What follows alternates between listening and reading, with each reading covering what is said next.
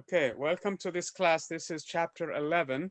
And I know that you guys are aware that we have quite a few things that are due this weekend. I'm hoping that you guys are on top of them.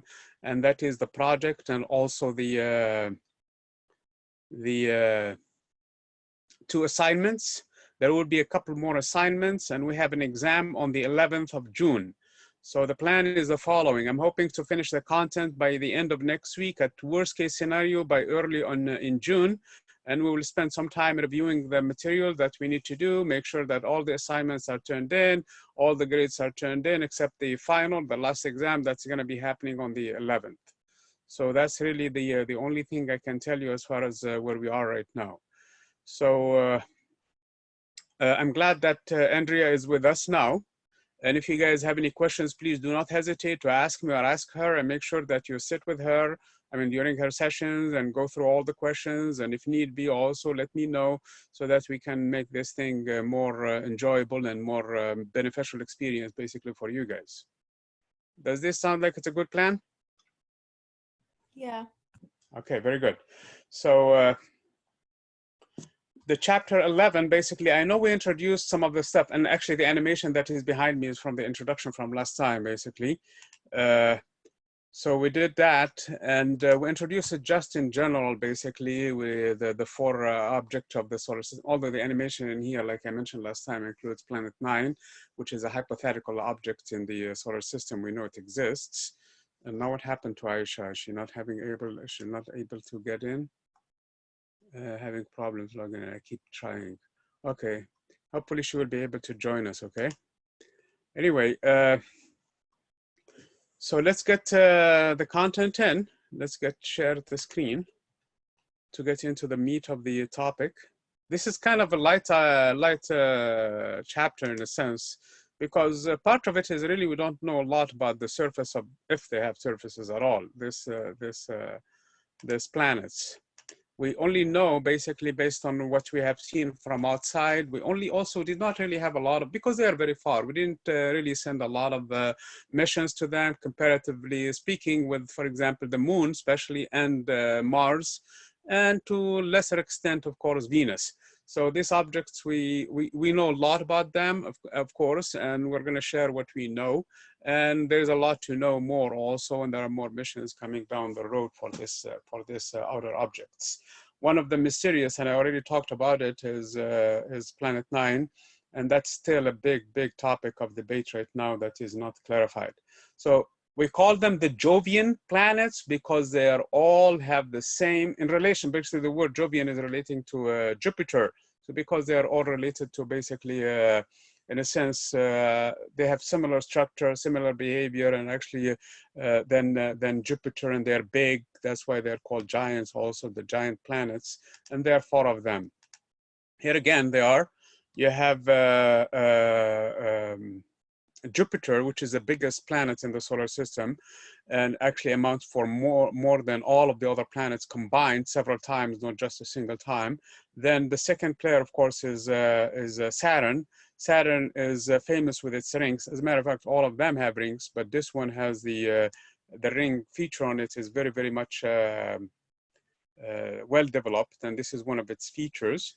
Then I'm going to skip ahead to Neptune. Then you have Neptune also, and it has a fine structure similar actually to these two planets, in a sense that you can see the clouds on it and things like that. This one, Uranus, on the other hand, is kind of hazy a little bit, and so it has a little bit of different, if you wish, features, but it shares all of the commonality with the other planets. In terms of the size, of course, these two dominate compared to these two. These two are about 16, 17 times the mass of the Earth, about 4 times the radius of the Earth. And so you put 4 Earths basically in here to align it for Uranus or Neptune. They're almost similar in size. And this one, you will have to line up a lot of Earths in order for you to get into this different planets. Okay. The materials that made up these planets is basically what made up the sun to begin with. So whatever happened before in the nebula that existed before the solar system formed, that is the material that you see before you. 75% hydrogen, 24%, almost 25% helium, and the rest is basically whatever you have left, which is really hydrogen compounds, basically hydrogen molecules, I should say, hydrogen-based molecules, because you have H2O, CH4, ammonia, methane, all of the things, and with the small traces of other elements, heavy elements like iron and magnesium and silicate. So basically, this is the material from which all of these planets formed, okay? In a sense, also, this is what all of the planets were formed from, except, for example, for the inner planets, there was a different evolution, because all of these things were swept away by the solar wind after the sun basically went nuclear. So, but the others, they're too heavy, especially Jupiter, they're too big to retain their composition. So we expect to see this composition more or less the same on all of these planets, okay? So the biggest player, as I said, is Jupiter. Jupiter was part of an intensive exploration, basically. We sent a lot of flybys. We sent a lot of, basically, even a probe landed on it or was sent to it. It did not land at all, because basically before it reached when it was in the upper atmosphere, basically it got crushed and it's gone, because we don't know if it has surface, if it does at all. So basically that's one of the biggest planets in the solar system. So this is the missions that we have sent to these planets, and they're divided by planets. As you can clearly see from this graphic, Jupiter received the bulk of all of the missions, because it's the closer of all of the other objects. And then Saturn, and then Uranus and Neptune, which did not really, we're hoping, hopefully in the future, that we will have some missions. Some of these missions are flybys, like Pioneer program and the Voyager are still continuing in outer space. And some of them are actually orbiters. They go around and they stay going around, like Galileo, for example. And Galileo had another actually component in it. So basically, and then what it actually sent, it's the one that sent a probe to Jupiter. And the Galileo probe, basically, that's what it was called. And the Cassini actually was a flyby. It ended up going to Saturn and become an orbiter of Saturn. So it flew by Jupiter, gave us a lot of pictures, and basically it did a lot of analysis of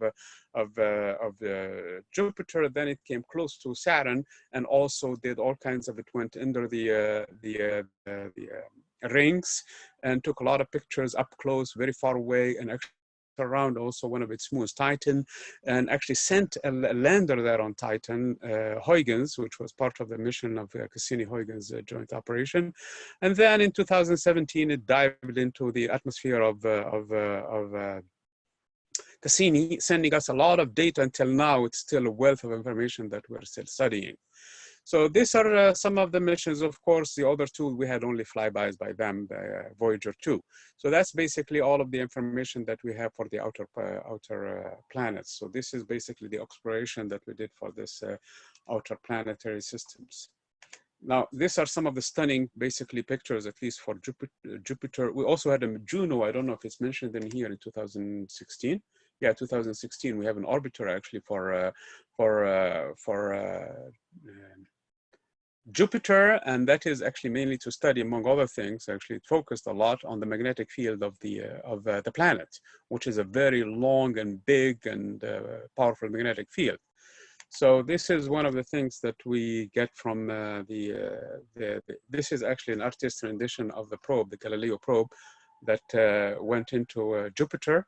And then we also have the stunning images of the northern or the southern part of the planet.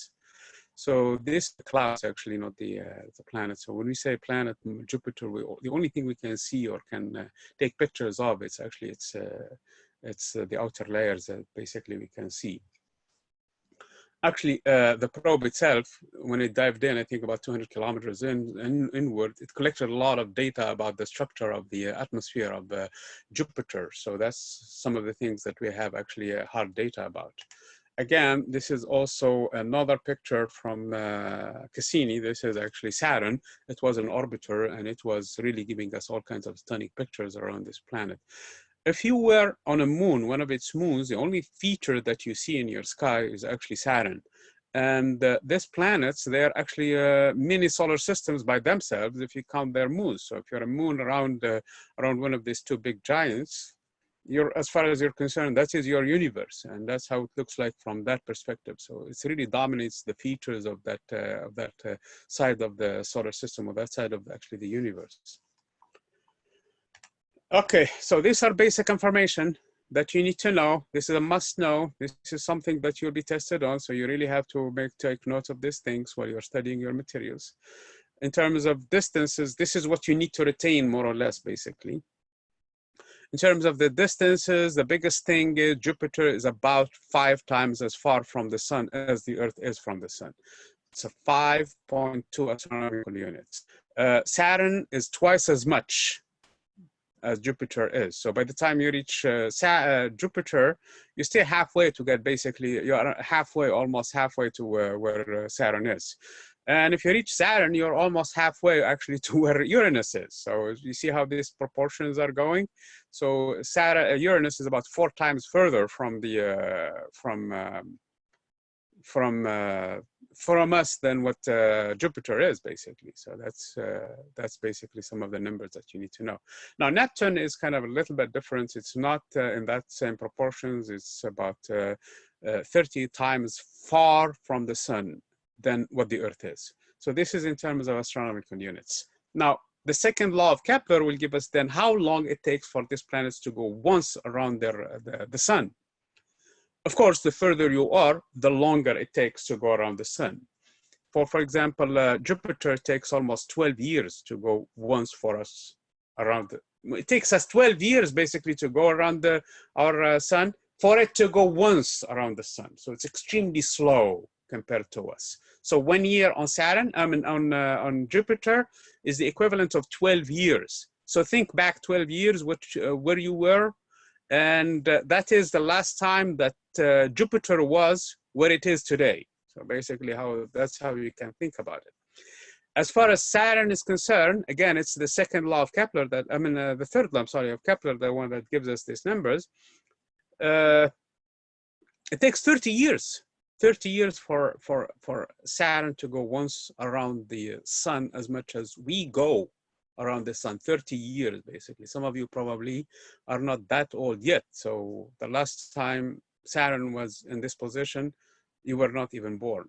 So that's basically how you can think of it.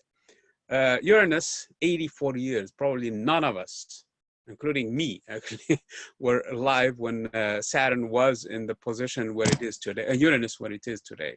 And now, not to mention Neptune. Neptune is 164 years ago. That is before we even discovered it. That's a long time ago that when Neptune was in its position as we did today.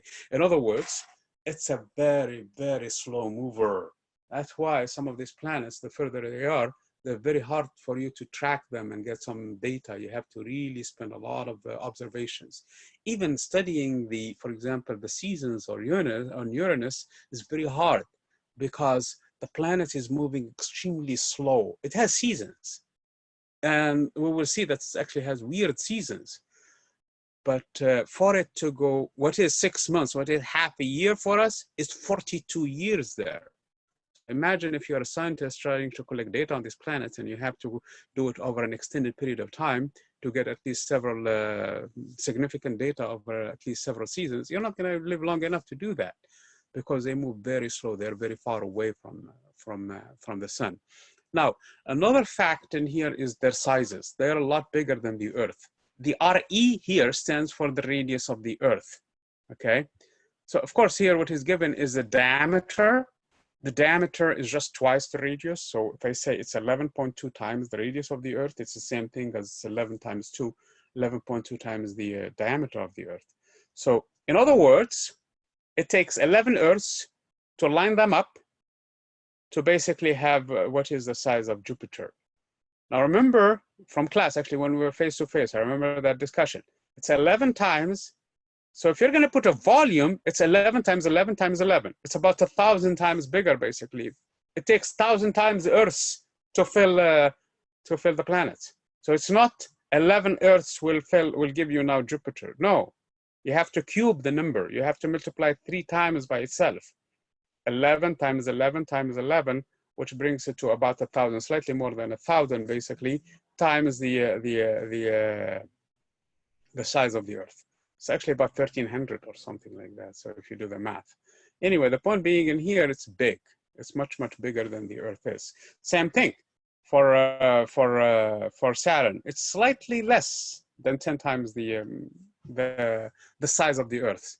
About 9 Earths and a half will give you the diameter. I'm not talking about the volume again. If I want to know how many Earths will fit into Saturn, you have to multiply 9.5 times 9.5 times 9.5, 3 times itself, which will bring you to almost 1,000 times also Earths. So they're big, both of them in terms of physical size. In terms also of physical size, the other 2 planets, Uranus and Neptune, they're very close from one another. They're about 4 times the Earth. So basically take 4 Earths and put them one next to one another, and then you'll find the diameter of these planets. Again, for the same reason as the other 2, you have to cube it to find how many.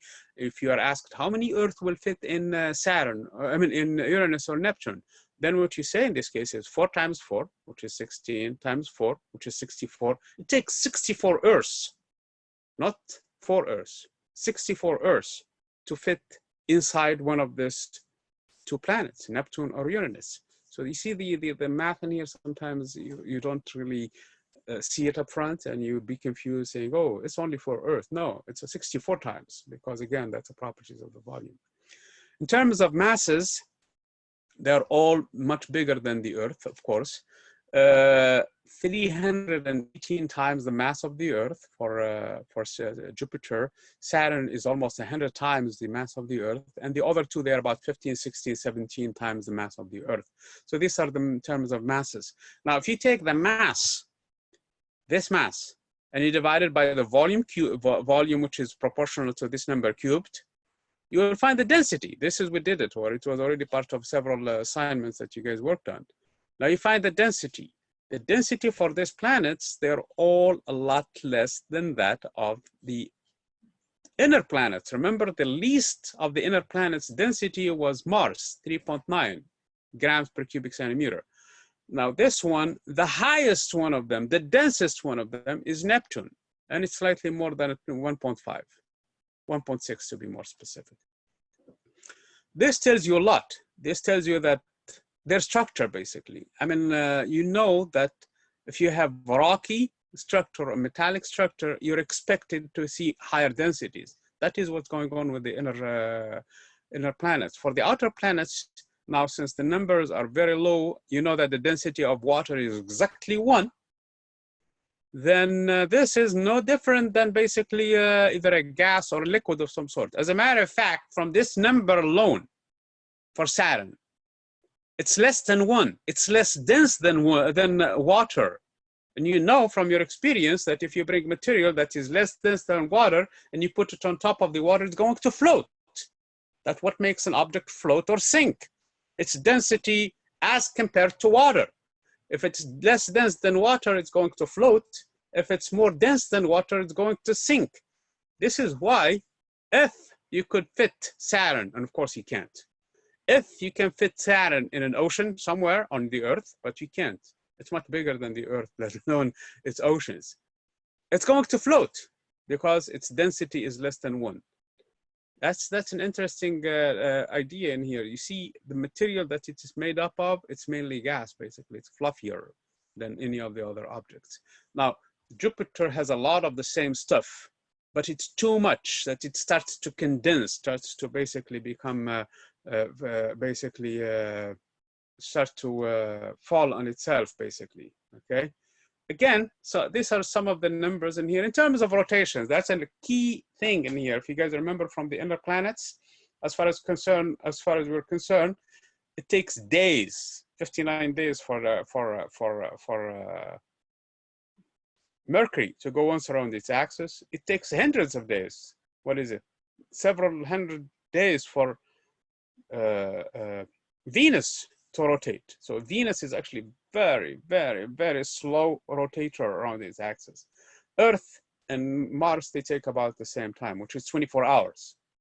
That's the day that we know, okay? This, all of them, it takes less than our day to go around, once around their axis. Imagine something much, much bigger than Earth, 10 times, and even 4 times, and spinning much, much faster than what the Earth is. They're extremely fast in their spin. They rotate so, okay? That's what causes basically the weather. That's what causes the wind on their surfaces, because of their rapid rotation. So they rotate very, very, very fast. As a matter of fact, the biggest planet is Jupiter, and it's the fastest spinner among all of the planets. It spins faster than anything else. That's really the odd thing about it. That's why you will have all of these features on its surface, because of the high winds that it can generate. Yet the high winds are not on it.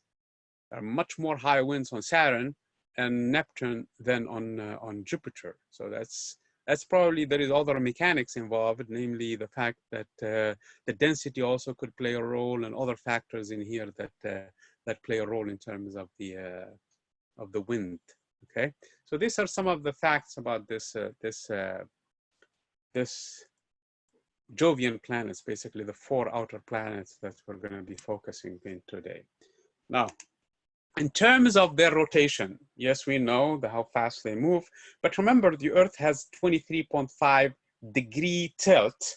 So if this is where the plane where all the planets were sitting on, the Earth is not sitting like this, but it has a 23 degrees tilt around it. Well, if you look at these numbers, Jupiter had hardly any kind of inclination with respect to the plane of all of the planets. So Jupiter has 3 degrees, and 3 degrees is a very, very small separation. So basically, it's almost vertical, okay? So it's rotating like that. Now, Saturn and Neptune, they have very high, actually slightly higher than that of the Earth. So basically, we talked about Earth and Mars having 23, 24 degrees, basically. So they have seasons. Same goes for Saturn and Neptune. They have seasons just like Earth and Saturn and Earth and Mars do. However, Uranus is an odd thing.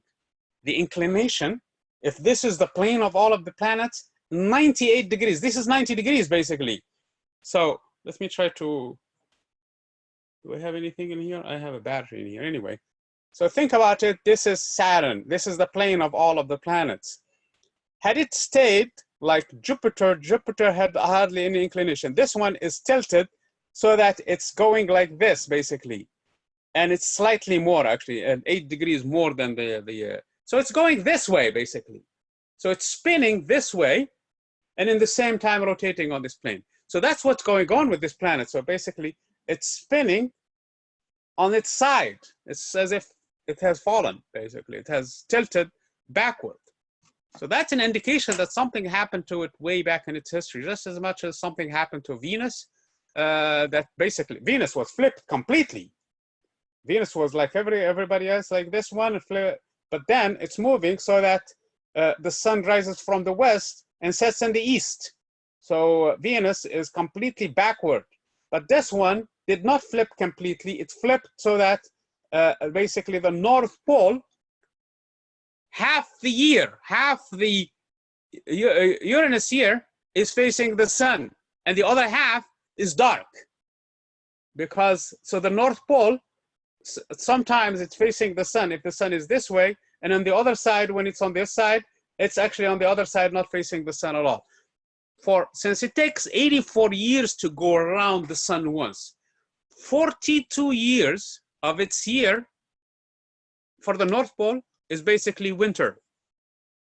So imagine those people who live in the North Pole or the South Pole, the scientists, they complain.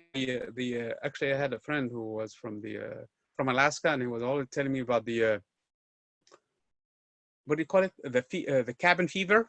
Basically, for 6 months, people, they don't go out, and then if they're together, or husband and a wife, or family, or doesn't matter, friends or something, after a while, everything becomes so bad that people start fighting over everything. So for 6 months, a person can go crazy around those environments because it's all winter. And at the same time, in the summer, it's all summer for 6 months. This one is actually to the extreme. for 42 years. It's just one complete day. I mean, dark, I mean, bright. And for 42 years, it's completely the opposite. It's completely dark. It's the opposite. So that's basically in terms of the North Pole and in terms of the South Pole of the planets.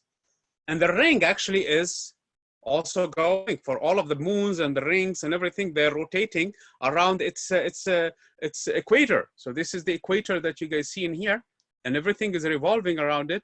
And the planet is moving in this side. So it's basically flipped. The whole thing is flipped. So that's, I'm sorry. Yeah, that's, yeah, it has rings too. Like I said, everybody has rings in here. So we're not doing Saturn. We're talking about Uranus.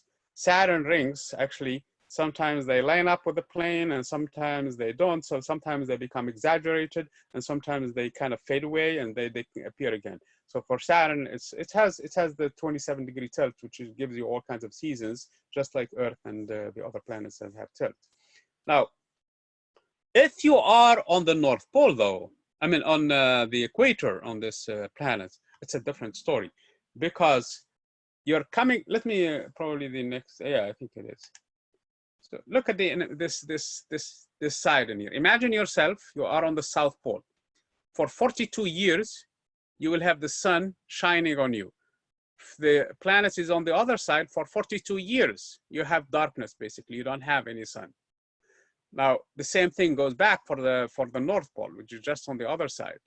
And in here, the North Pole is all lit. And in here, it's all dark. So that's basically how you can think about it. Now, if you are on the equator, remember the equator is spinning, okay? So at some point, you're going to have complete, full exposure to the sun on this time of the year. And on this time of the year, because remember, you're spinning, okay? You're doing what, 10 rotations per, or 17 hours? You go about 17 hours. So every 17 hours, you're exposed to basically to this one. So you're getting a lot of lights in here. So you're fine. So you have a exposure in here. And then the exposure starts to dim when you are in this position, then it's going to bright again. So that's basically what this graphic is showing in you here. For the equators, you have this variations in the amount of sunlight, how much you receive. At some points in here is going to, and this cycle goes about 21 years. So basically periodic function. Actually, it's a 42 years, but basically this is like a sine wave function. Now, the North Pole or the South Pole, if the North Pole is lit, like in here, the South Pole is dark. And if the South Pole is lit, the North Pole is dark. So that's basically how you can think about it. And it goes in intensity. It starts to grow while you're here. So we're looking at the South Pole. It starts to grow while you're here.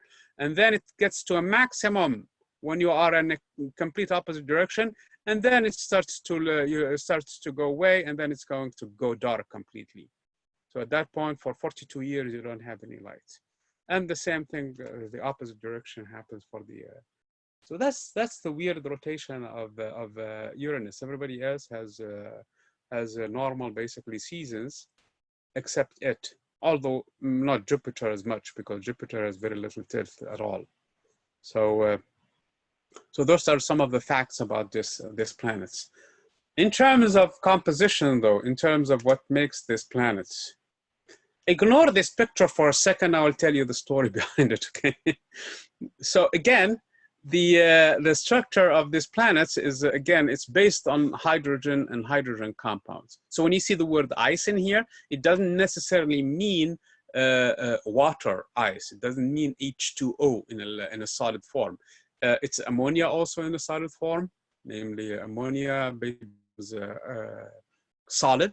So at least in this section, they refer to it as ice, and the same thing for methane. So those are the words ice in here. So basically, they're compressed too much so that they can become in those forms. Now, we have never reached the bottom of any of these planets to know for sure that they are made out of rocky structure, but we believe that's the case because that's how all of the solar systems basically form. Further, actually, this is the more proof for it, is the simulations that we conduct in the laboratory for these planets to come up with the same size, same properties, same physical properties.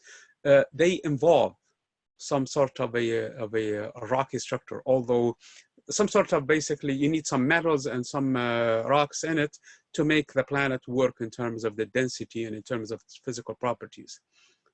Now, when we say a rocky structure or metals, we have no clue how these materials behave under such tremendous pressures, because the pressures underneath is in the hundreds of millions in here. So we have no clue how these materials really work. So that's one of the things that hopefully works in the future. So again, some of this, the upper structure again, because it's made up of a gas, basically molecular hydrogen mainly, plus some helium. Then as you go structure underneath, because of the tremendous pressure, for metallic hydrogen, which is something we don't even understand in here on Earth because we can never see it. There is not enough pressure on Earth to form such a structure. And what metal is what a metal is, because hydrogen is actually a metal. It has an electron in the outer shell. So when you put it and it becomes a crystalline structure, so it behaves just like sodium or any other metal that you have in there. So basically what happened in this case, it conducts electricity and it has properties. This is probably what causes the big magnetic field for this planet. So that's basically the structure, the inner structure. And then you have the rest of the structure of the planets. To a lesser extent also, Saturn has the same structure, but it doesn't have a lot of materials as Jupiter does. So that's why it did not really develop as much as Jupiter did.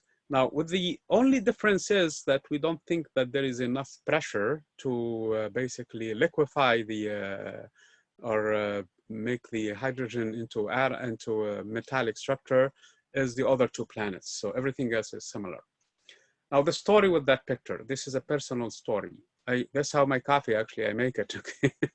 And after I make it, it has honey in the bottom, and then I do the coffee, and then after that I stir it, and then I add the milk froth. Actually, it was my daughter who was going, this is a giant coffee. It looks like Jupiter. So that's basically how this thing was. We called it, we gave it a name.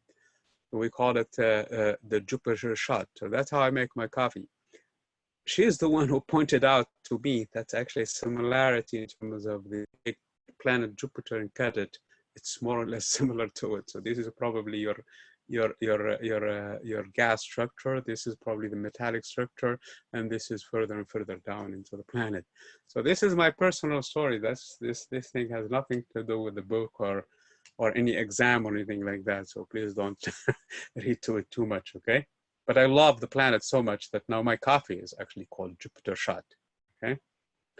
Now, as I was talking about this planet, all of them, they have magnetic field, and this is, they have a magnetosphere that extends very, very far. As a matter of fact, the Jupiter magnetosphere is probably the most dominant. So it's actually the biggest feature in the solar system in terms of a big continuous structure.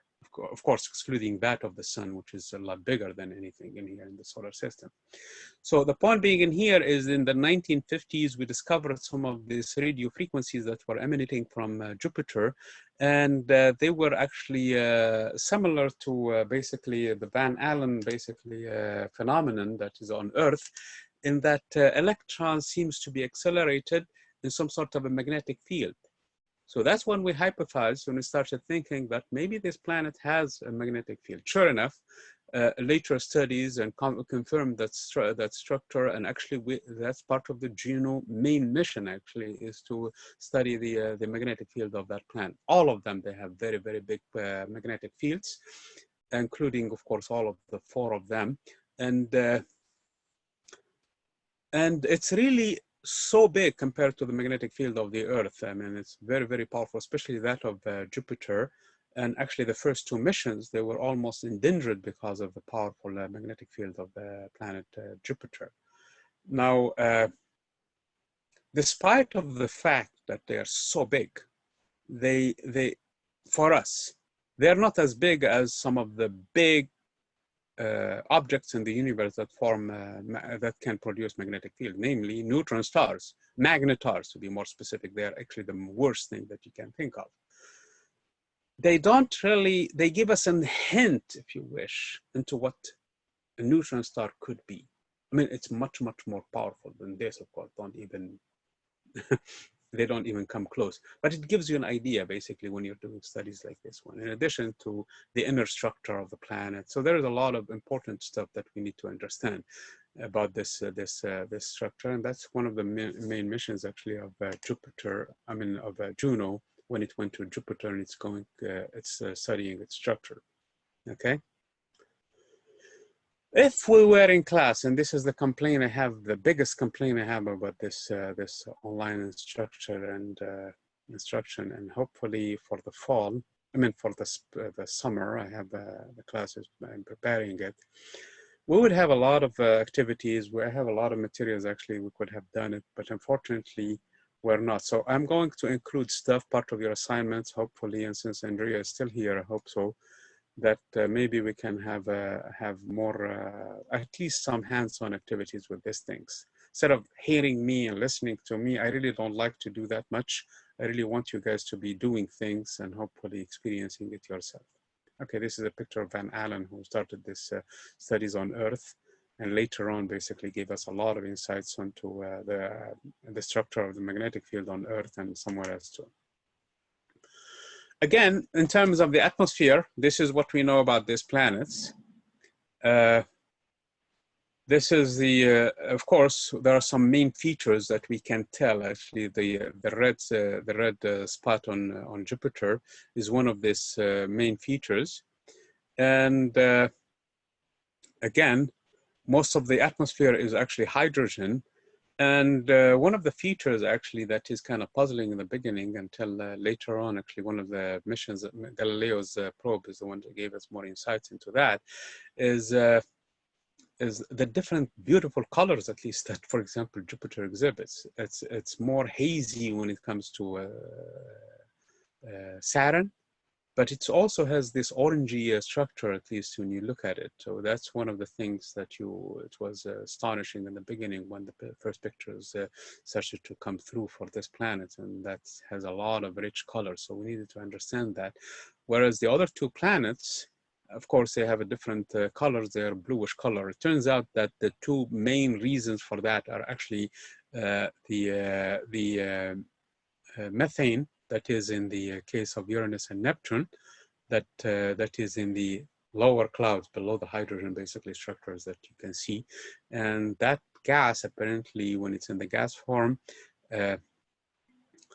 diffuses the light from the sun as much as the atmosphere in here diffuses, the water in the atmosphere in here diffuses the light from the sun and give us this bluish look for the sky. So when you see the sky, it looks blue because, again, the rays coming from the sun, they hit the atmosphere, and the atmosphere has water molecules, so they diffuse the rays. And because they diffuse them, first of all, they diffuse all the wavelengths, including the red. The red, they get dispersed up, but the others, they filter through, and it gives us this bluish color for the sky. Now, during the evening or in the morning, it's the other way around, because the rays are actually not coming directly at us from there, but they are coming diffused in the higher wavelengths, and we see the sky to be red. So that's how we understand why the sky is in the evening and in the morning gives this reddish hue on Earth, but during daytime, the sky looks blue, and that's because of that phenomenon. And actually, the reason why the ocean looks blue is because the sky actually is the one that is blue. So that's basically some of the things that we know, at least from our experience here on Earth. And this is exactly what's going on for Uranus and Neptune. However, for the other two planets, namely Saturn and especially Jupiter, it's not the methane, but rather it's ammonia, actually, the one in the structure for it that dominates at least in the upper atmosphere, and gives it that ammonia, and then you have some more clouds in it, and that gives it a rich color. The clouds, actually, they make it a little bit whiter, just as when you look at the clouds from the sky on Earth, you will see that the whites reflect the sunlight and they appear white. And that's why you see the bright colors in here on those planets, because of those clouds that are in the structure of the planet. Whereas for the case of Saturn, those clouds are deep inside the planet. And that's why the white is not as much penetrating, and there is less contrast, and the color appears to be kind of less vibrant, if you wish. I mean, it's kind of tamed a little bit. So that's basically in terms of the planets and how they look like. This is pictures of the Hubble from the Hubble telescope for the planet Saturn over 5 years. And again, look at the different positions of the rings. They appear to be moving over a period of 5 years. Again, because it's a slow mover, it's very far away. And that is because the planet is going around the sun, which is almost about, what, 10 astronomical units. And we are very close from the sun, relatively speaking. So we are almost anybody on the sun would see. And that is basically how the planet is tilting. And again, it has a very high tilt, relatively speaking, almost slightly bigger than that of the Earth. That's why it has seasons on its atmosphere, and it has this hazy look. I think last time I looked at the planet actually with a telescope was about 2 years ago. I think it's 2017 or 2018. I don't remember exactly. And it always looks kind of white with a little bit of a ring around its structure, depending on what time of the year you're looking at it. Not what time of the year, I should say. I mean, depending on its own time of the year. And that's one thing. And you will see very, very dark, if you're lucky at all. If you turn the telescope in the right position, you will see actually Titan, the big moon next to it, okay? So in terms of structure of the atmosphere, it all depends on the temperature, really. And the temperature is defined by this line, as you can clearly see in here. The temperature ranges, it's very high when you go inside the planet, actually in the thousands of degrees for the case of Jupiter. So because high density now brings with it high temperature. The same thing with Saturn, but the variation in temperature in here is over an extended period of space, basically. This is the height. This is a sharp decrease. That's why there is all of the clouds are very close from one another, and it gives you these variations in colors for the case of Jupiter. Whereas in here, the other clouds are very hidden deep inside, and even that of the ammonia, the atmosphere itself, is actually deeper than the level of the planet itself. So at that point, that's why it gives you this kind of a hazy structure for the case of Saturn. Whereas in the other two in here, you have immediately a layer of methane, and the methane, as I said, is really the one that gives you that bluish color for both of these planets. Now, we don't really know much, especially about these two planets. So that's why we have these question marks, number one. We don't know, for example, how the temperature changes. We only have basically some of the observations from outside and a couple of flybys. That's the only thing that we have. So a lot of details need to be filled in here, not just for this two, even for this two in here, for all of the outer planets in here. We don't really have a lot of information into their structure and to their, I mean, unfortunately, that's all we can get. We cannot even go beyond that point. I mean, even the Cassini mission blew up right in the upper atmosphere, so it didn't go deep enough to give us more data. Again, this is some of the cloud structure for, again, I was talking about Cassini. This is some of its pictures from the Cassini. When it dived in 2017, it collected a wealth of information just from that dive alone. I mean, and it did also throughout its life basically collect a lot of information about the magnetic field, about all of the properties of the planet itself. And this is some of the other pictures that we have in here for the planet that we got actually from the Cassini mission itself. And this is this hexagon structure that we don't even know what's causing it, okay? some of the theories actually right now, they're trying to mimic it. And they said that you can replicate this one on Earth somehow, and you'll have this hexagonal streams that can form on the planet. But again, there is no real full understanding, because this is big. I mean, you can put a whole Earth from here to here on each arm of these hexagons. So these are big features of these planets that, like I said, we're barely trying to understand and trying to, unfortunately, like I said, the Cassini mission is over now. So we don't have anything. The biggest project that we have going on right now is going with Jupiter for the Juno project. Hopefully something in the future is planned for this one. In terms of Neptune is the next one in here that we have. It has also similar structures in a sense that you can see actually in here what appears to be a feature on its atmosphere similar to that of Jupiter, namely that it has also a red spot, not a red spot, in this case it's a dark spot, it's called, on this one here. So again, this is some of the features that we have. This is actually also the clouds from Neptune that we can actually see some of the shadows in here, okay? So based on the shadows, you can determine how high the clouds are. So isn't this fun? I mean, we don't have a lot to go with, but based on what we have, we were able to get a lot of information about these planets. Now, in terms of weather, like I said, they're dominated winds, these planets are.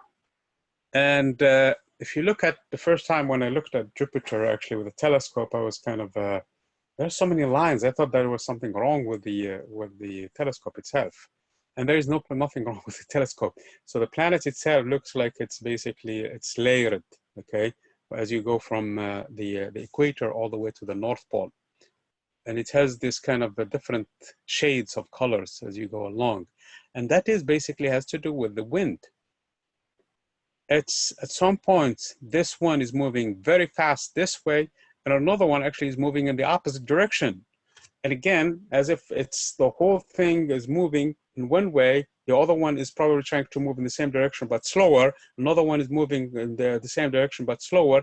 As you move to the poles, as you move to the North Pole, that's going to be almost no motion at all. And that is understandable. I mean, when you are sitting on the circle of rotation, you will expect that there is no radial velocity. When you get very far away from the radius and you are the furthest on the pole, on the equator, then you expect to be moving as the fastest. That's one thing. The second thing is the following. It seems like there is a gradient in temperature in here where the clouds actually, they do a rotation. They go actually, the atmosphere itself is in convective motion, basically, is going around. So it cools in the upper atmosphere, then falls, the cool falls down, and then the hot will rise. And this is between the layers, basically. So some of the layers are moving this way, but there is actually another internal motion that is happening in there. And first of all, this lateral motion in here creates this big features, and it's true for all of them, okay? Albeit some of them are big structures, like for example, this Neptune and Uranus. And my suspicion, and I think a lot of people agree, is that the reason why I don't really have a lot of fine details as much as we have for this too, is because we really could not get more studies on them, really, and we couldn't penetrate, especially the haze of Uranus in here, to get more to see what's going on in terms of their clouds. Besides the fact, and I didn't mention that when I was talking about the temperature in the upper atmosphere for these planets is in here, they're a lot colder. They're actually below 100 Kelvin. 100 Kelvin is super cold on Earth. Remember, right now where you are sitting is about 300 Kelvin. This is the room temperature that we feel, at least when we're sitting. The reason why I'm wearing short sleeves right now is about 300 Kelvin. So if you were to be on the atmosphere of any of these planets, as a matter of fact, you're going to be very, very cold. 100, 200 Kelvin, it's still super cold. It's very cold. But this one, you're talking about the surface almost of the planet itself. This one is still a very long way to go. And this temperature starts to increase drastically. So by the time you reach the inner parts, it's really in the thousands, probably even hundreds of thousands of degrees, at least for Jupiter is. So that's one of the things. So the temperature is super cold in the bottom, and it's, I mean, super hot in the bottom and super cold in the upper atmosphere. And that's what creates a convection. So that's basically what one of the things that creates that. Furthermore, if you look at the structure of the planet, for example, I don't know if I mentioned that too in here, for the planet Saturn, it looks like the hydrogen in here is seeping still. So it's still doing that differentiation that we talked about it. So that's again, has to do with the inner structure. So although we don't have a lot of basically data, like I said, but we're learning a lot about these planets in here. So again, the atmosphere, what's going on in here is that the hotter layers that are underneath are rising just as much as the bubbles in your soup. When you're warming your soup or the water, the one that is immediately in contact with the furnace is hotter than the one that is in contact with the air in the upper top in the pot itself. So what happened in this case, the bubbles start to form, and the bubbles is just the visual, what you see from this convective motion. So basically what you have, the hot rises to cool down. When it cools, it falls. And you have this bubble that starts to form. So in a sense, that is, there is a motion actually in here between the layers on top of the motion in here that is going on around this one. The probe of Galileo, actually Galileo probe that were landed on that went actually dove into Jupiter. It was supposed to, according to this model that we have, it was supposed to start immediately finding, what is the model that we have for, yeah, what is, I think I probably did not talk about this one. Yeah, here. It was supposed to find at least these structures in here, going 200 kilometers or so, and it did not find water at all. So, or at least very hardly any water whatsoever. So the reason why, it's because probably was going into a stream that was going downward, and that is basically the motion that it was caught in. And according to some scientists, they're saying that, oh, this is probably the desert of Jupiter. Okay, so this is one of the things that that we know. This is actually the similar features actually on Saturn. And like I said, in here, it's less exaggerated, but it's similar on the other two planets too. Okay. Now, this motion, the lateral motion, forms what is known as this, for example, the big red spot on Jupiter is due to this motion. And as far as we know from the first time when Galileo observed this planet, this one existed then. And it's nothing but a big storm, basically, that's been going on for hundreds of years. And the reason why these storms last so long is because there are no surface. The only reason why, for example, a storm that forms in the Pacific or the Atlantic die out is because they hit the Earth. I mean, probably they would die out because even in the ocean, they will slow down a little bit, but not as much as when they start to hit the continents and they go into the mountains. That's when basically all of the storms that form in the oceans, they end up basically dissipating. This one in here on these planets, they don't have anything to slow them down, so they go for almost ever until they run out of steam on by themselves. And actually, this one, the great red spots, we start to see it to shrink, that people now are theorizing that it's going to go away completely within the next few decades. So although it existed for several centuries, now we think that it's going to go away. The dynamics of this and the spots is not unique, is really complicated and is more chaotic, but there are some patterns in them and they form all the time and they disappear. This is big. This is much bigger than several times the Earth. So these are not small structures. What helps it probably continue for so long is its size. The smaller ones, probably they wouldn't last that long at all. So this is some of the things that we know in terms of this planet. This is, for example, some of the spots that form recently, and we actually observed them merging. So that's basically some of the phenomenon in terms of weather and structure of these planets. Okay, so this is basically in a nutshell what we know, at least as far as these planets. We still have another topic that we were going to cover, and the topic basically is going to be the moons, all the moons. We're going to focus on the moons of the big moons, really, the Galilean system in near Jupiter, and probably some of the moons from Saturn, Titan especially, and Triton. And Triton is actually from different planets anyway. And then we probably are going to talk about Charon from Pluto actually also. We're going to talk about the ring system from these planets. And depending on how fast we do go, we probably are going to talk a little bit about the comets and the asteroids from different later on. So this is basically in a nutshell this chapter. This coming Thursday, let me stop the sharing in here. This coming Thursday though, let me take the attendance. It's okay, it did not work. Why it did not? Hold on, please don't go away, okay?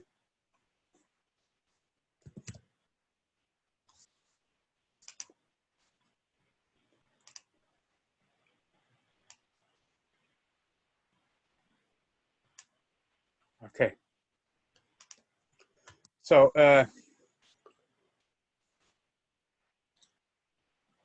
I forgot. Yeah, on Thursday, you're going to have a participation quiz. Please do not ignore that. That's going to be very important.